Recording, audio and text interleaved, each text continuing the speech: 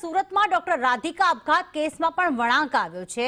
પોલીસે મંગેતરની પૂછપરછ કરતા નવો વળાંક આવ્યો છે। રાધિકાએ મંગેતરને ફોઈની ફરિયાદ કરી હતી।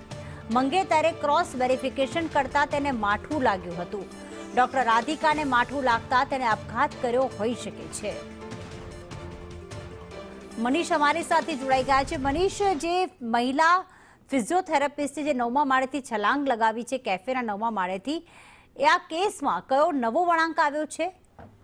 જી બિલકુલ, વાત કરીએ તો ડોક્ટર રાધિકાએ 9મા માળેથી કૂદીને આપઘાત કરી લીધો હતો, પરંતુ તેનું ચોક્કસ કારણ સામે નહીં આવ્યું હતું। ત્યારે પોલીસ દ્વારા તેના જે ફરિયાદ છે તેના નિવેદન લેવામાં આવી રહ્યા છે। ત્યારે નિવેદનમાં માલુમ પડ્યું છે કે રાધિકાએ તેની જે ફોઈની ફરિયાદ કરવા બાબતે જે ફિયાન્સને ઠપકો આપ્યો હતો અને બંને જણ વચ્ચે રકઝક પણ થઈ હતી અને ફોઈને ફરિયાદ કરવા ન કહ્યું હતું, આ બાબતને પણ લઈને ઝઘડો થયો હતો। હાલ તો પોલીસે જે તેના ફિયાન્સ કિશન છે તેની ક્રોસ વેરીફાઈ કરવામાં આવી રહી છે। જે મોબાઈલની ચેટ છે તે પણ ખંગાળવામાં આવી રહી છે। સાથે જ વાત કરીએ તો રાધિકા જે કેફેમાં ગઈ હતી ત્યાં થી શંકાસ્પદ જે કહેવાય કે કેટલી ગોળીઓ પણ અંદર ભરાઈને પીધી હોય કોફીની અંદર, તેના વિશેરાના જે સેમ્પલ છે તે પણ લેવામાં આવી રહ્યા છે।